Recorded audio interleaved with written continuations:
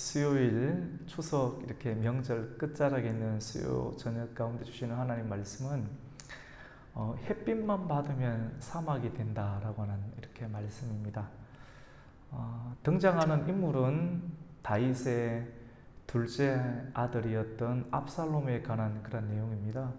압살롬이 그의 첫째 형이었던 암논을 이렇게 죽였죠. 죽이고 나서 그가 이제 명실상부한 다윗 왕국의 이제 첫째 아들이 되게 되었습니다. 그리고 아버지 다윗과 드디어 화해를 하게 되어서 많은 이스라엘에 있는 사람들이 다윗 왕국의 대통을 이을 사람이 이제 압살롬이 되었구나 하는 것을 공식적으로 인정하는 그런 계기가 되었죠. 근데 사실은 그게 거짓 화해였습니다. 거짓 화해. 사람에게는 세계관이 참 중요합니다. 모든 눈이 좋지 않으면 안경을 끼지 않습니까?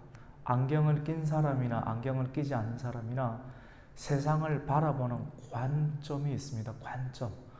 어떻게 보는가에 따라서 전혀 다른 세계가 펼쳐지게 되는데요. 압살롬은 아버지에 대한 관점이 굉장히 삐뚤어져 있었습니다.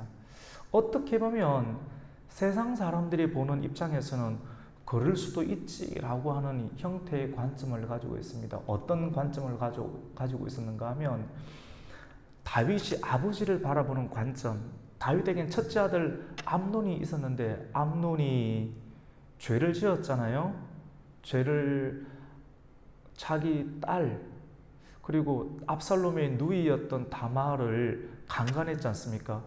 다말을 강간했는데도 불구하고 그 일에 대해서 굉장히 온건한 태도로 징계를 주지 않았어요. 분명하게 나쁜 짓을 하였고 한 여성의 인생이 굉장히 망가져 버리게 되는데도 왕이라는 사람이, 대통령이라는 사람이 이 일에 대해서 아무런 입장을 표명해 주지 않게 되었던 것이죠.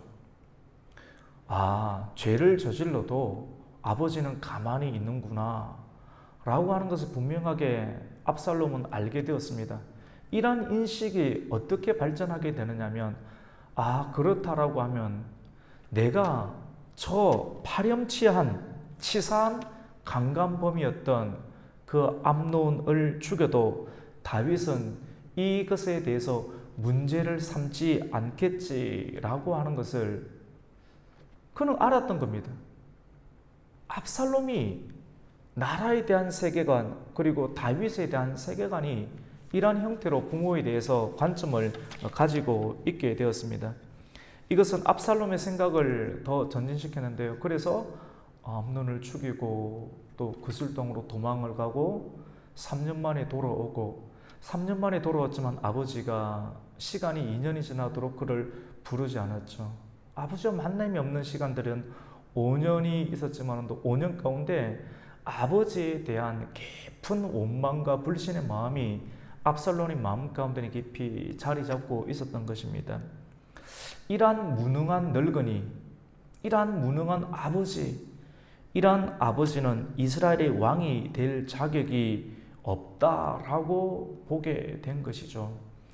압살롬은 지금 자신이 앞으로 왕이 될 수가 있는데 이런 무능한 아버지의 도움으로 왕이 되는 것보다 그렇게 되면 굉장히 많은 시간을 기다려야 되지 않습니까? 이런 무능한 아버지 밑에서 차라리 이 무능함을 자기가 개혁을 해서 공연한 시간을 낭비할 필요가 있겠는가? 여러분 굉장히 나름대로 논리가 있지 않습니까? 세계 관점이 있는데 많은 사람들이 이러한 내용에 설득력이 있다. 저런 무능한 아버지, 저런 무능한 왕은 빨리 내려와야 된다라고 하는 그런 관점이 분명하게 있잖아요. 그리고 논리가 있지 않습니까? 이런 의견에 동조할 수 있는 사람의 숫자가 굉장히 많았을 거예요. 그 논리를 편다라고 한다라고 하면. 그래서 압살롬은 아버지의 도움을 받아서 왕위에 오르려 하기보다는 다윗의 권위, 지금 다윗이 왕이잖아요. 다윗의 권위를 약화시켜 자신이 왕위에 오르는 것이 나라에 도움이 되겠다라고 하는 생각으로 마음이 딱 잡혀버립니다. 사람의 생각, 참 마음이 부패한 생각이죠. 우리 권사님 오늘 기도하셨던 것처럼 마음을 잡아야 되는데, 무릇 지킬 만한 것보다 마음을 지켜야 되는데, 논리는 구성이 됐지만 논리만 맞다라고 그 일들을 실행에 옮겼을 때는 큰 낭패를 보게 됩니다. 이런 논리 세계관이 있지만도 이것이 하나님의 공의에 맞는가를 다 적용해 보아야 돼요. 이것은 무능한 아버지, 무능할 수는 있지만도 무능한 아버지까지는 괜찮은데, 무능한 아버지니까 아버지를 미리 쫓아내고 내가 왕이 되어야 되겠다라고 하는 것은 하나님께서 주신 그 십계명의 공의, 10가지 공의 가운데 그 내용을 거르치게 되죠. 내 부모를 공경하라는 말씀이 있지 않습니까? 부모를 공경해야 되는데, 이거는 부모를 공경하는 것이 아니고 부모를 어떻게 합니까? 학대하고 공격하는 것이죠. 아무리 논리가 맞고 그럴듯하지만도 하나님의 말씀, 그리고 하나님의 공의에 한 가지라도 어긋난다라고 하면 그것은 잘못된 세계관, 또 잘못된 논리, 잘못된 관점이기 때문에 내가 이 일은 해서는 안 되겠다라고 또 생각을 가져야 되는 것입니다. 오늘날도 마찬가지입니다. 아무리 무능하다 하지만 하나님께서 우리에게 주셨던 분명한 말씀과 공의가 있는데, 그 공의를 무너뜨려 가면서 내 논리를 주장하는 것은 자기를 위한 것이 됩니다. 오늘 사무엘하 15장 1절 말씀 가운데 보면 압살롬이 자기를 위해서, 하나님을 위한 것도 아니고 그의 아버지를 위한 것도 아니고 자기를 위하여서 어떤 일을 하게 됩니다. 병거와 말을 준비한다고 하죠. 우리 15장 1절 말씀을 같이 한번 읽겠습니다. 그 후에 압살롬이 자기를 위하여 병거와 말들을 준비하고 호위병 50명을 그 앞에 세우니라. 이제 이런 세계관을 가지고 아버지를 쫓아내야 되겠다. 아버지를 제거해야 되겠다. 관점 하나가 무섭습니다. 사람 안에 세상을 어떻게 바라보는 관점, 사상, 그런 생각들의 굵직한 힘, 이건 종교거든요. 신앙이거든요. 신앙, 사상은 거의 신앙에 가깝습니다. 내가 어떤 생각을 갖고 있는, 단순한 생각이 아니라 내 미래를 움직일 만한 그런 힘들, 이런 강력한 힘, 이념, 사상, 이건 거의 종교와 같습니다. 신앙과 같습니다. 이 압살롬은 자기가 세계를 바라보는 그런 세계관, 하나님의 공의에 철저하게 붙잡힌 바 되어야 되는데, 공의에 정금받지 못한 세계관을 가지고 뚫고 지나가다 보니까 하나님을 위한 삶이 아니라 오늘 15장 1절과 있는 것처럼 자기를 위한 삶을 시작하게 되는데, 그 자기를 위한 삶은 아버지 다윗을 제거하기 위한 삶으로 드러나게 됩니다. 그 첫 번째 성경이 드러나는 것이 말과 호위병. 무슨 말입니까? 군사력을 키웠다라고 하는 것이죠. 아버지에게 왕권을 이어받기도 전에 반란을 일으킬 목적으로 거짓 입맞춤 화해를 하였고, 그리고 반란을 일으킬 목적으로 말을 준비하였고 호위병을 준비하였는데, 그 호위병의 숫자가 50명이 있어서 압살롬이 가는 곳마다 이렇게, 나라의 대통령인들 보면, 왕들을 보면 항상 호위병이 있지 않습니까? 우리나라에도 지난번에 그 김정은 국방위원장인가요? 이렇게 북한에 왔을 때 호위병이 있지 않습니까? 이렇게 와서 차보다 더 앞에 뛰어가는 그런 모습들이 보이는데, 오늘 성경에 나오는 그런 모습들과 똑같죠. 모든 나라에 마찬가지 적용이 될 수 있는 그런 내용들이라고 할 수가 있습니다. 그런데 여러분, 이 일들을 하기 위해서는, 쿠데타를 하기 위해서는, 또 나라를 이렇게 완전히 정권을 교체하기 위해서는 어떻게 해야 되는가? 정상적인 수준이 아닌 내가 더 이상 저 무능한 늙은이 밑에서 기다리는 것이 힘들다라고 판단해서 쿠데타를 일으키는데, 압살롬은 단순하게 군사력만을 앞세운 그러한 사람이 아니었습니다. 매우 간사하고 치밀한 사람이었는데 다윗의 왕권을 자연스럽게 무너뜨리려고 하는 그런 전략을 매우 세밀하게 구사할 수 있는 사람이었습니다. 사실 이런 사람이 굉장히 간사하거든요.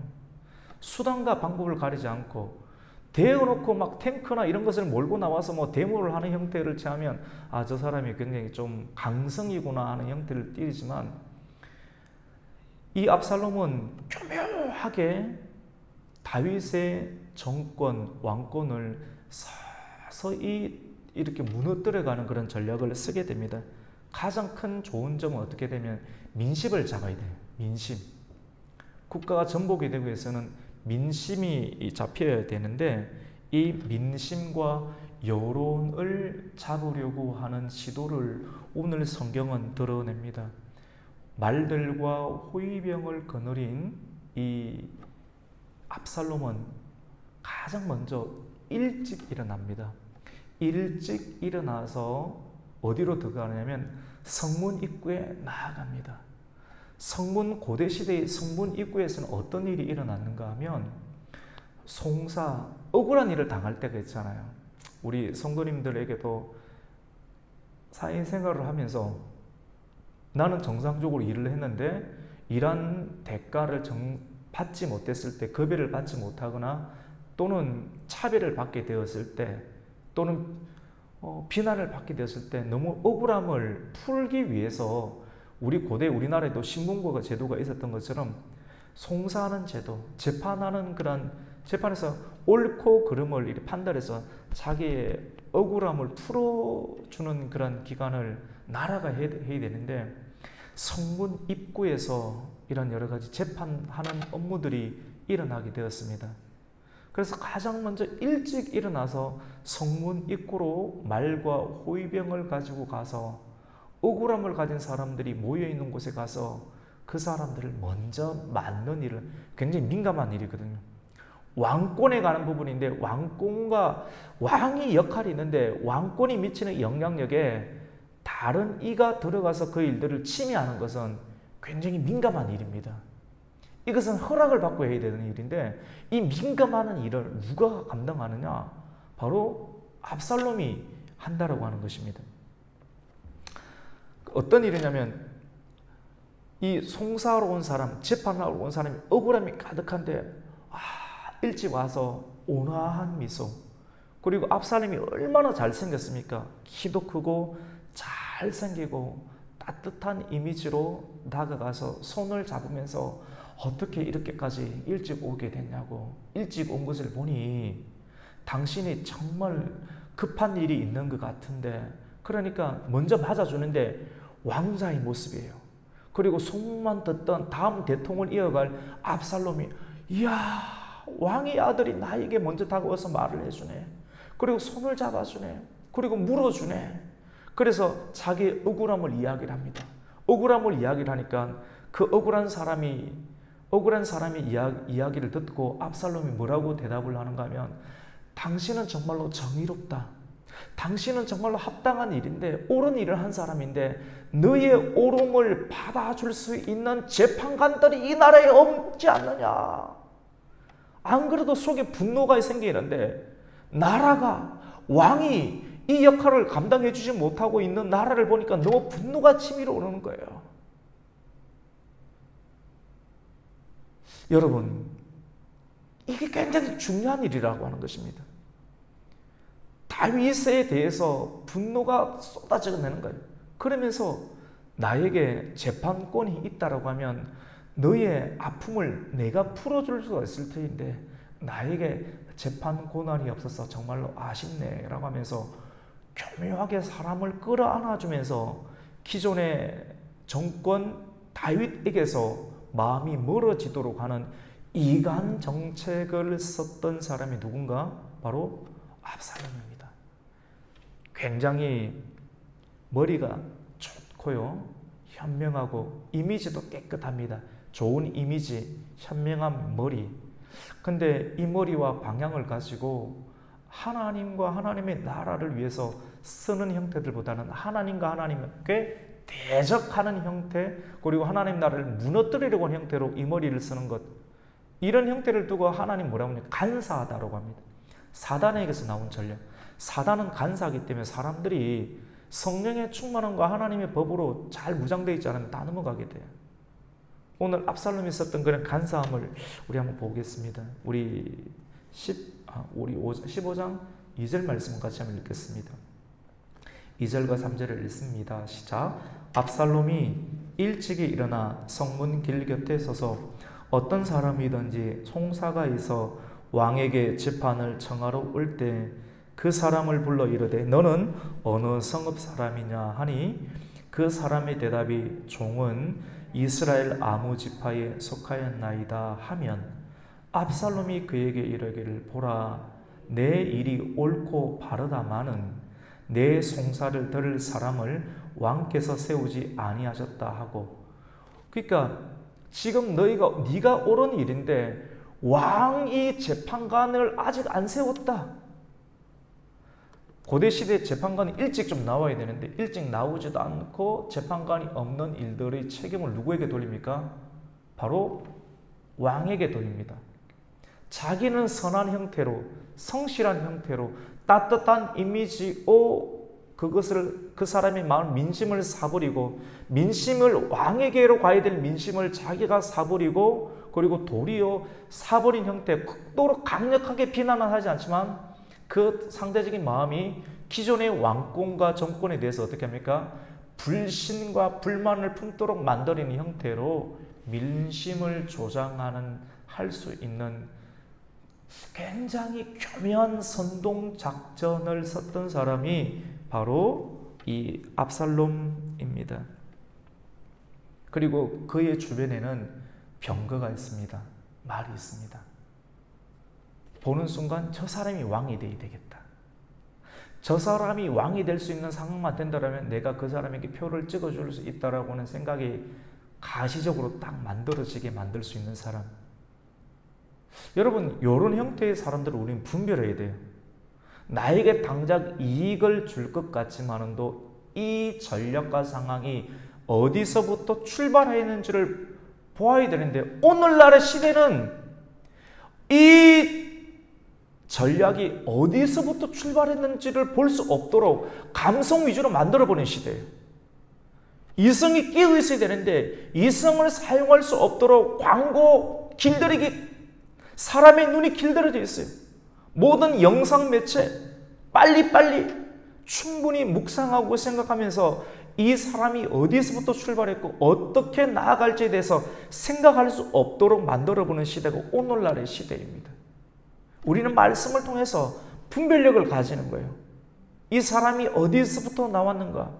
이 사람의 전략이 내가 표를 찍어줬을 때 이 나라가 어떻게 되겠는가를 볼 수 있어야 되는데, 당장 나에게 주어지는 이익을 보면서 표를 찍어주게 되면 나라가 어떻게 되겠습니까? 여러분, 압살롬이 선택한 방법은 단순히 아버지를 헐뜯는 것이 아닌 도덕적으로 그럴듯한 이유가 있다는 인상을 주면서 다윗을 비난하는 방법을 채택합니다. 자기 자신이 아버지 다윗보다 더 우월하다라고 하는 것을 보여줍니다. 그가 3년간 그의 형 암논을 죽이고 그의 외가댁이었던 그술, 우상을 숨기는 그술 땅에 갔을 때 그의 외조모는 그술 왕의 왕이지 않습니까? 이방신을 섬기는 왕, 그 밑에서 애굽의 사람들, 그술의 사람들, 암몬의 사람들, 다양한 나라의 왕들이 행했던 모습, 병거와 말들을 앞서면서 하는 이미지 메이킹을 충분히 배웠던 사람, 이게 압살롬이지 않습니까? 그리고 아침 일찍 성문에 나가고 장로들이 재판하는 장소에 나가서 자기가 그 일들을 빼앗아서, 없으니까 사실은 빼앗는다는 표현을 쓸게요. 도둑질해서 훔쳐서 그 일들을 진행하는 모습들을 보게 됩니다. 자기 자신을 충분히 호감형으로 둔감을 합니다. 이런 형태의 사람을 두고 야심가라고 합니다. 야심가. 분별해야 돼요. 여러 가지로 하나님의 공의의 말씀으로 다 몇 가지를 두고 우리가 충분히 확인해 봐야 돼요. 확인. 교회 내에도 이단, 다양한 상황들 충분히 확인을 해야 돼요. 검증을 거쳐야 돼요. 검증을 거치고. 나라도 마찬가지입니다. 가정, 결혼할 사람, 그리고 새롭게 대통령이 될 사람, 지도자가 될 사람, 또 사람의 교회 중요한 장로가 될 사람, 이런 사람들을 충분히 점검을 해보지 않고 세우면 나중에 그 역할을 감당하려고 해요. 그 역할 자체를 감당하려고 할 때 교회나 나라가 굉장히 힘들어지게 되는 것을 우리가 보게 됩니다. 헤브론에서 이제 드디어 이러한 일들을 통해서 나라의 민심이 거의 압살롬에게 넘어가게 됩니다. 이렇게 하니까 사람들이 마음이 녹아내리죠. 녹아내려서 그 사람에게 압살롬에게서 절을 하고 또 압살롬이 손을 펴면서 너무 고생이 많다고 같이 손을 잡아주면서 그 마음이 녹죠, 맞죠? 이런 모습이 백성들의 한계입니다. 어리석은 것이 아니라 백성들의 한계예요. 그래서 지도자가 정말로 양심껏 해야 됩니다. 백성들과 성도들을 함부로 대하면 안 됩니다. 성도들과 백성들은 한계가 있습니다. 그래서 하나님은 이것을 보십니다. 지도자에 대해서. 백성들과 성도들을 유린하면 안 됩니다.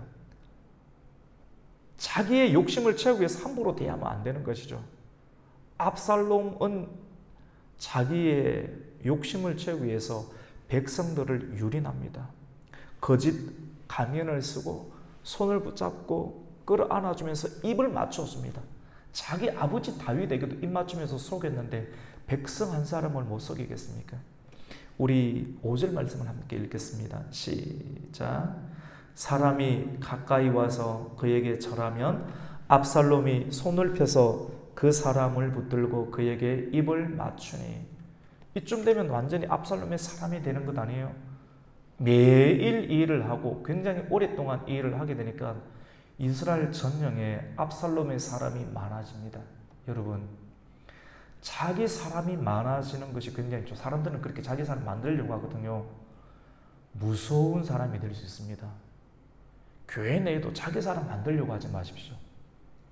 자기 사람 만들면 그 사람 굉장히 위험해질 수 있습니다. 하나님의 사람으로 만들어야 돼요.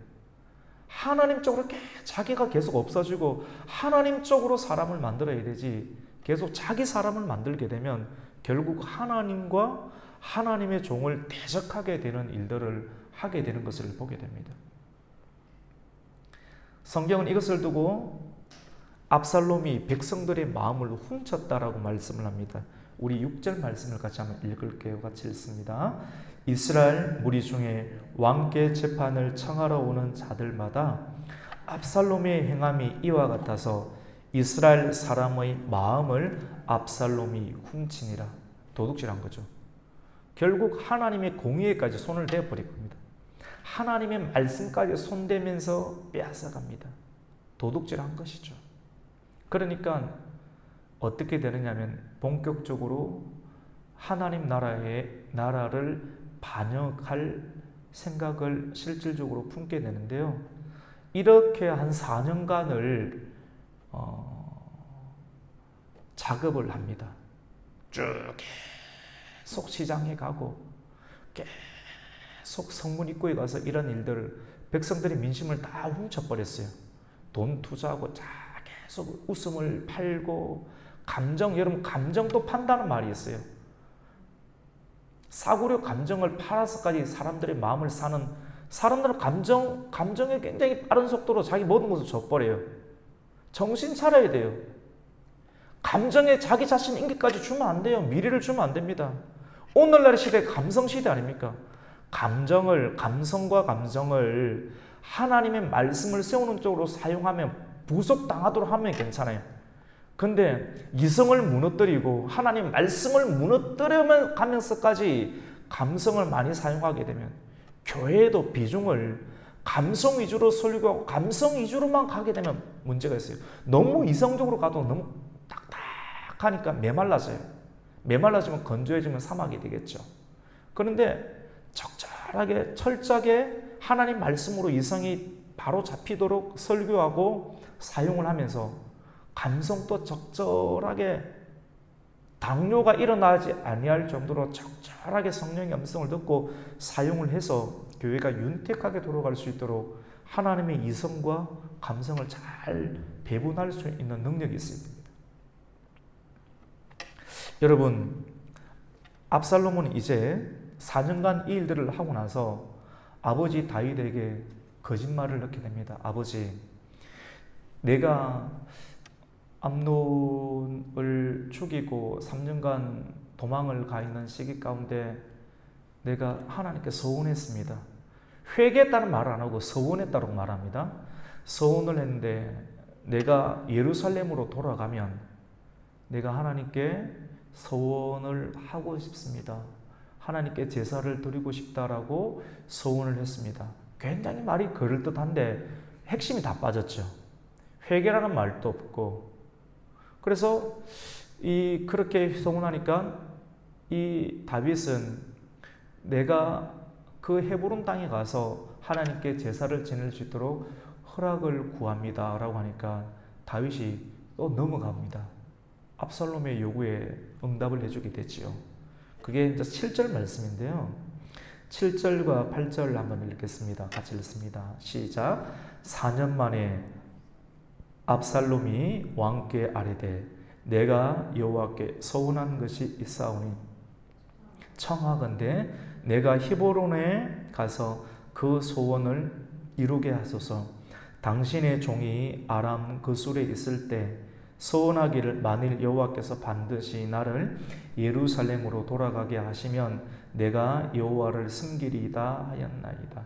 여러분, 소원, 우리 금요 기도회 때 소원이 하나님하고 거래를 하려고 하는, 협상하려고 하는 형태로 기도 응답을 받으려고 하면 이게 문제가 있거든요. 근데 압살롬이 이런 형태로 진행해요. 사실 이 소원도 진짜 소원이 아니라 사실은 전략적인 소원입니다. 거짓으로 소원을 만들어내는 것이죠. 수단과 방법을 안 가립니다.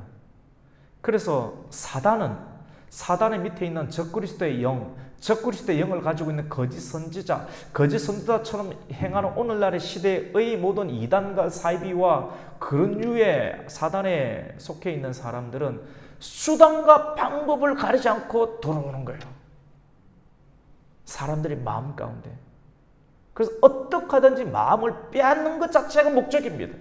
마음을 빼앗아서 그들이 원하는 쪽으로 마음을 이끌고 가는 것이 사단의 궁극적인 목적. 수단과 방법을 가리잖아요. 그 수단과 방법이 우리에게 들어오지 아니하도록 틈을 주지 않아야 돼요. 그것이 우리에게 굉장히 중요한 것입니다. 이렇게 하니까 다윗이 허락을 해줍니다. 여러분, 왜 하필이면 압살롬이 헤브론에 가서 제사를 드리겠다라고 했을까요? 여러분, 사실 헤브론에서 쿠데타를 일으킬 병력을 모집하기 위해서 거기 간 거거든요, 사실은. 왜 하필이면 헤브론이었을까요? 헤브론은 그가 압살롬이 태어났던 고향이 헤브론입니다. 어떻게 보면 자기의 명목적인 기반이 있는 땅입니다. 그리고 헤브론은 다윗이 지금은 수도 예루살렘 가운데 수도를 천도하였지만 또 다윗이 나라를 시작할 때 먼저 왕이 됐던 지역이 어디입니까? 헤브론입니다. 헤브론에서 지금 예루살렘으로 옮겼어요. 헤브론의 시민들, 헤브론의 백성들의 마음은 어떻겠습니까? 인정을 하지만 그들의 마음 가운데 다윗이 우리를 버리고 떠났다는 마음을 속 가운데 늘 가지고 있는 거예요. 그렇지 않겠습니까? 맞잖아요. 우리하고 먼저 예배를 드렸는데, 우리하고 먼저 했는데, 저 지도자가 다른 도성으로 옮겼네, 교회를 옮겼네, 새로운 곳에 예배당을 지으려고 하네. 이렇게 생각을 하면 인정을 하지만 또 사람들이 마음껏 섭섭함이 있는데 이 섭섭함을 잘 달래는 쪽으로 가는 것이 정도인데 요 상황을 굳이 끄집어내서 부추기는 거예요. 부추기는 거. 수단과 방법이라는 부분, 이런 부분입니다. 오늘 성경 가운데 압살롬은 모든 수단과 방법들을 다 가용하는 거예요. 그래서 이 오늘 말씀 설교를 들으면서 분별력이 생길 거예요. 아, 이런 형태가 지금, 저 사람이 이렇게 하는 형태들이 굉장히 악한 형태구나, 간사한 형태구나 하는 걸 알게 되는 거예요. 헤브론을 선중해서 헤브론에 가서 예배를 드리려고 하는 거예요. 그러려면 헤브론에서 어떤 일이 일어날지 어떻게 합니까? 다윗은 적대감을 붙이고 그리고 거기서 예배를 드리게 됩니다. 그리고 압살롬이 정탐을 보내어서 이스라엘 모든 집합 가운데 지금 사실은 성읍에서 송사를 하면서 그들의 자기 사람으로 만들었던 사람이 이스라엘 전역에 흩어져 있을 텐데 그 사람들에게 문자 메시지를 다 보냅니다. 보내어서 문자 메시지를 통해서 내가 헤브론에서 왕이 될 것이니 왕이 되었다고 소문을 퍼뜨리라 라고 이야기를 하라고 합니다. 우리 10절 말씀을 같이 한번 읽겠습니다. 시작. 이에 압살롬이 정탐을 이스라엘 모든 집합 가운데 두루 보내 이르기를 너희는 나팔 소리를 듣거든 곧 말하기를 압살롬이 헤브론에서 왕이 되었다 하라 하니라. 이렇게 딱 만들어 버려요. 철저하게 여러분 오랫동안 준비합니다. 세밀하고도 조용하게 준비를 합니다. 쿠데타 반역을 일으키는 사람들은 옆에서 가만히 있고 입까지 맞춰요. 그리고 충분히 경계심을 허물어뜨리는 작업을 하는데 멍하게 있다가 당하는 겁니다. 늘 깨어 있어야 돼요. 한번 당해봐야지만이 이런 거구나 알 수 있어요. 그렇다고 일부러 당해볼 필요는 없습니다. 그리고 여러분 이때 이런 경우도 있습니다.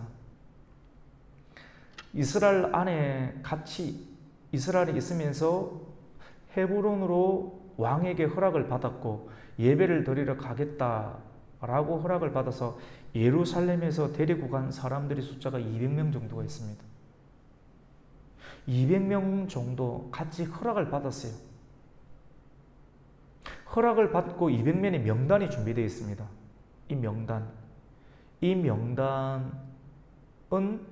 그들이 생각하실 때는 다윗의 아들이고 앞으로 대권을 이어갈 사람이니 당연히 그가 가자고 하니까 왕도 허락을 했으니 이 일은 옳은 것이겠거니 하고 가는 겁니다.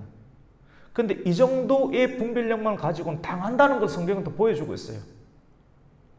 끼어 있어야 된다니까요. 오늘 성경을 한번 보십시오. 200명의 사람은 지금 자기가 예배 드리는 건 진짜 예배를 드리러 간다고 생각을 했습니다. 왕이 허락을 해줘서 간다고 생각했습니다. 그런데 사실은 이 200명의 명단은 자기의 의사와는 상관없이 이렇게 가는 순간 압살롬의 반역의 도당의 핵심 인물로 만들어지게 되는 겁니다. 소리 명단이 그렇게 작성이 되는 거예요. 다윗 왕을 암살하고 다윗을 몰아내는데 내 도장을 찍습니다라고 도장을 찍었던 사람이 숫자가 200명인데 굉장히 핵심 인물이었습니다. 이것도 모르고 그냥 분별하지 못한 채 도장을 찍어버리게 된 겁니다. 여러분 도장 찍는 거 함부로 조심해야 됩니다. 우리 11절 말씀을 함께 읽겠습니다. 같이 읽습니다. 시작. 그때 청함을 받은 200명이 압살롬과 함께 예루살렘에서부터 헤브론으로 내려갔으니 그들은 압살롬이 꾸민 그 모든 일을 알지 못하고 그저 따라가기만 한 사람들이라. 알지 못하고 따라갔어요. 그래서 여러분 따라갈 때는 분별해야 돼요. 우리 교회의 평생 목표는 예수님만 따라가는 교회예요. 예수님이 어떤 분인지를 따라가려고 하면 예수님의 성품으로 내가 무장이 돼서 예수님 따라갈 수 있어요. 예수님이 가신 길 가운데 내가 가는 연습을 해야지만 예수님이 따라갈 수 있어요. 성품과 속성과 예수님 하셨던 말들과 행함을 다 따라가야지만 따라갈 수 있지. 우리가 이거 안 따라가고 예수님 글자만 인다 따라갈 수 있는 구조가 아니라는 것이죠. 인생이. 이 사람들은 압살롬 멍하게 있다가 자기가 다윗 왕을 쫓아내는데 자기 자신도 모르고 명단이 올라가 버린 핵심 인물로 둔갑시켜 버리는 압살롬의 전략에 속수무책으로 넘어가게 됩니다. 그리고 오늘 성경은 마지막 오늘 12절까지잖아요. 12절 말씀 가운데 성경이 드러내는 인물이 한 사람이 있습니다. 그 사람의 인물은 아히도벨이라는 사람입니다. 우리 아히도벨 한번 읽어볼 거예요. 같이 12절을 읽습니다. 같이 읽습니다. 제사 드릴 때 압살롬이 사람을 보내 다윗의 모사 길로 사람 아히도벨을 그의 성읍 길로 청하여 온지라 반역하는 일이 커감에 압살롬에게로 돌아오는 백성이 많아지니라. 여러분, 아히도벨은 어떤 인물인가 하면 오늘날로 보면 전략가입니다. 좀 쉽게 설명하면 예를 들어서 삼국지에 유비가 있으면 유비 주변에 뭐가 있어야 됩니까? 제갈 권명이 있어야 되죠. 그런 형식으로 전략가가 있어야 돼요. 나라가 구성하려고 하면 이 전략을 쓸 수 있는 모사꾼인데 모사꾼이 있어야 됩니다. 오늘날도 마찬가지입니다. 킹을 만들려고 하면 킹메이커 되려고 하면 주변에 이래 말을 잘하는 사람이 있어야 됩니다. 말을 잘하는 당이 정당이든지 대통령이 속해 있는 그런 만들어지려고 하면 조금 언어를 쓴다면 농객이 있어요. 농객. 여러 가지 비방적인 말들과 상황들을 막아낼 수 있는 논객, 논지를 가지고 있는 그 농객이 있어야 되는 거예요. 각 시대들 왕들마다 농객이 다 있었습니다. 오늘날도 마찬가지입니다. 각 정당에게도 다 농객이 있습니다. 농객을 잘 두어야 돼요. 농객을. 그런데 다윗의 왕권을 가장 무너뜨리려고 하면 우선 민심을 다 샀고 또 민심을 해서 쿠데타를 일으킬 장소를 이렇게 헤브론으로 잡았고 그 헤브론에서 최고의 결집력을 하기 위해서 많은 사람들이 모였고 이스라엘의 중년 20명, 200명까지 사람들을 빼내었고 거기에다가 오늘 성경은 아히도벨이라고 하는 모사, 다윗의 최고의 책략가입니다. 책략가를 섭외했어요. 이 말은 다윗의 충신이었던 가장 중요한 핵심 전략가였던 아히도벨을 빼내는 데 성공했다는 겁니다. 그 말은 뭐냐면 아히도벨이 다윗에 대해서 섭섭함이 있다는 걸 파악하고 있다는 거예요. 성경이 어떤 이야기인지는 드러내고 있지 않지만 가만히 살펴보면 아히도벨과 다윗의 관계를 보면 여러분 다윗이 이런 지경까지 다윗의 왕국이 몰락하게 된 데는 그 원인이 다윗이 범죄했기 때문인데 그 범죄의 근원은 밧세바를 취했기 때문에 그렇습니다. 근데 아히도벨은 바로 이 밧세바의 그러한 친척이 되는 것이죠. 밧세바에게 있어서 아히도벨의 손녀가 바로 밧세바라는 인물입니다. 그 손녀를 갖다가 강간을 한 사람이 다윗이에요.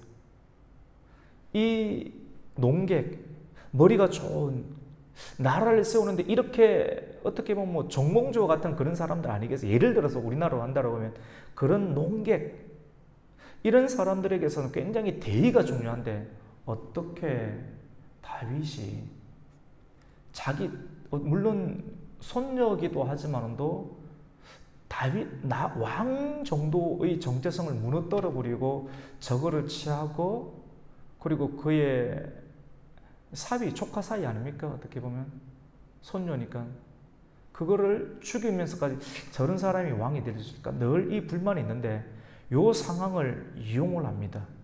수단과 방법을 가리지 않고 자기에게 이용할 수 있는 가치를 다 이용해요. 오늘날의 정당도 마찬가지지 않습니까? 이렇게 하는 것. 물고 뜯는 어떤 싸움들이지 않습니까? 이게 세상 정부는 한계가 있습니다. 어쩔 수 없어요. 그걸 보여주는 겁니다. 성경 안에서. 그걸 보여주면서 아히도벨을 헤브론까지 와서 압살롬이 예배를 집례하고 죽어나는 일들 가운데 동참을 시키니까 많은 사람들이 눈빛이 총명해지기 시작해요. 아하, 이 새로운 이 상황 가운데 내가 힘을 실어야 되겠구나. 그래서 오늘 12절까지 읽었는데 12절 마지막 부분에 보면 반역하는 일이 커지며 압살롬에게 돌아오는 백성이 많아졌다라고 하고 있습니다. 오늘 여기까지가 오늘 본문의 말씀입니다. 여러분, 압살롬이 왕이 될 뻔할 것 같기도 해요. 반역에 성공할 것 같기도 해요. 그런데 그렇게 되지 않습니다. 우리가 지금까지 인생을 살면서 너무너무 힘들어서 죽을 뻔하거나 모든 것이 다 깨어질 것만 같았는데 죽을 뻔했지 죽지 않았지 않습니까? 깨어질 뻔했지 깨어지지 않았잖아요. 하나님의 뜻이 그렇게 쉽게 깨어지지 않습니다. 우리의 선택에서 그렇게 막 망가지지 않는다라고 하는 것이죠. 하나님의 공의가 그렇게 쉽게 무너지지 아니한다라고 하는 것입니다. 오늘 수요 예배, 추석 명절의 끝자락인 수요 예배 가운데 주시는 하나님의 신령한 교훈의 메시지는 햇빛만 받으면 땅이 사막이 됩니다. 우리의 가정에서, 교회에서 자녀가 잘 못했을 때 부모로서 관대함은 있어야 되겠지만도 무작정 관대한 것 자체, 햇빛만 주게 되면 그 땅이 어떻게 되면 갈라지게 됩니다. 교회의 중요한 표지가 있습니다. 종교개혁의 아이콘인 칼빈. 칼빈은 교회의 중요한 참된 교회의 표지를 세 개로 나누었는데 그 세 개 가운데 하나가 말씀의 선포. 지금 말씀하잖아요. 제가 강단에 와서 뭐 세상적인 거 막 대부분 이야기하면 그거대로 온 것 아니잖아요. 말씀의 진리를 사람이 자유함을 얻잖아요. 구원을 얻고 구원을 이루고 가는. 그래서 교회는 다른 기관하고 달리 말씀이 계속해서 준비가 되어야 되고 말씀을 계속 선포할 수 있는 그런 시간을 확보를 해야 됩니다. 말씀의 선포. 두 번째로는 성례, 세례와 성찬을 계속 전도하는 세 가족으로 세례를 베풀고 그리고 이미 세례를 받은 영혼들이 계속 그리스도의 십자가에 대속의 은혜를 감격하고 구원의 감격을 깨닫게 되는 성찬을 계속하게 되는 성찬을 있어요. 세 번째가 중요한데 권징입니다. 권징. 권징이 없어요.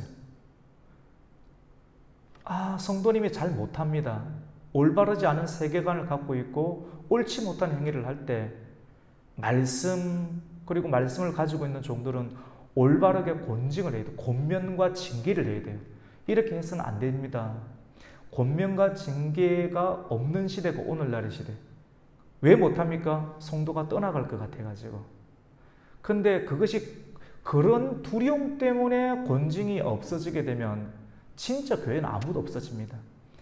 참된 교회는 말씀이 선포되어야 되고 성례가 시행이 되어야 되고 권징이 있어야 돼요. 그리고 권징을 실행할 만큼 지도자는 우월한 탁월한 도덕성을 가지고 있어야 됩니다. 왜냐하면 그런 도덕성을 갖고 있지 않은 상태가 권징하면 당신이나 잘하라고 할 거 아니에요. 말씀을 안 받아들일 것 아닙니까? 그러니까 충분히 그 말씀을 해할 수 있는 위치로 충분한 도덕성을 확보하고 있어야 됩니다. 어떤 형태든 도덕성이 확보 안 되면 그런 말 잘 못하겠죠. 그리고 단순하게 외부적인 부흥만을 원한다고 하면 그런 말 못하겠죠. 근데 참교회, 거짓교회가 아닌 참교회는 권징이 실행이 돼야 됩니다. 다윗이 암논에게 잘못을 하더라도 권징하지 않았어요. 그러니까 삐뚤어진 세계관을 가진 압살롬이 만들어지는 겁니다. 아버지가 잘못해도 저렇게 문제 삼지 않구나. 저런 강간범은 내가 처단해도 내가 문제 삼지 않겠지. 3년간 있다가 다시 돌아와서 무능한 아버지를 몰아내도 되겠지. 이런 형태로 발전하게 되는 거예요. 오늘 말씀의 제목이 햇빛만 받으면, 관용만 해주면, 많은 사람들이 관용의 아이콘이잖아요. 올바른 공의가 없는 관용만 해주면, 햇빛만 받게 되면 적절하게 물이 내려야 되잖아요. 물도 있어야 되잖아요. 홍수도 있어야 되잖아요. 갑작스레 홍수가 내려서 가을에 필요한 그런 저수지 댐물을 다 모아야지 또 풀 수 있는 것처럼. 비가 내려야 되는데 비 없이 햇빛만 계속해서 주게 되면 어떻게 되는가? 사막이 됩니다. 압살롬과 같은 사막이 만들어집니다. 오늘날의 코로나라고 하는 사막 왜 일어났을까요? 햇빛만 있으면 사막이 만들어집니다. 우리의 가정, 우리의 마음, 우리의 교회, 또 가정과 교회를 이룬 이 나라, 햇빛만으로는 안 되고 필요한 하나님의 말씀의 공의가 필요합니다. 그 공의를 받아들여야 돼요. 책망도 받아야 돼요. 내게 싫으니까 삐치고 이런 수준에서 싫은 것도 받아들이고 아멘으로 받아들이고 소화하고 또 앉아있고 그 말씀을 듣고 그러려면 믿음이 있어야죠. 나에게 찌르는 말씀이지만 또 그 말씀이 내게 복이 된다는 믿음이 없으면 절대로 못 받아들이게 되는 것이죠. 그 믿음은 말씀입니다. 우리가 오늘 말씀을 통해서 믿음을 샀고 말씀을 듣고 공의를 받아들임으로 우리의 마음밭이 그리고 우리의 자녀와 우리의 교회 이 나라가 사막이 되지 아니하도록 사막화되어가는 이 시대들 속에서 사막을 끊어낼 수 있는 그런 말씀의 선포와 그리고 교회가 되기를 예수님의 이름으로 축원합니다. 아멘. 하나님 감사드립니다. 오늘 추수의 끝자락 수요 예배 가운데 올라와서 또 말씀으로 하나님 은혜 받게 해주시니 감사를 드립니다. 햇빛만 받게 되면 칭찬과 좋은 소리만 듣게 되면 그 사람은 갈라집니다. 열매 맺을 수 없는 땅이 되고 맙니다. 낭패를 보고 맙니다. 관용 그 자체만 주어졌을 때 압살롬이라는 괴물을 만들게 되었습니다. 하나님 오늘 주신 말씀을 가슴 깊이 새기면서 100년 대계를 꿈꾸는 이 조국 대한민국 땅 가운데 필요한 하나님의 말씀이 되게 해주시고 우리의 가정과 우리 교회 가운데 필요한 말씀이 되게 해주셔서 하나님께서 내리는 단비도 받으며 성령의 인치심과 성령의 감동을 주심과 의로 교육하게 유익한 하나님의 책망의 말씀도 잘 받아들여서 하나님의 선을 이루는 인생 되게 하여 주시옵소서. 예수님의 이름으로 기도드립니다. 아멘.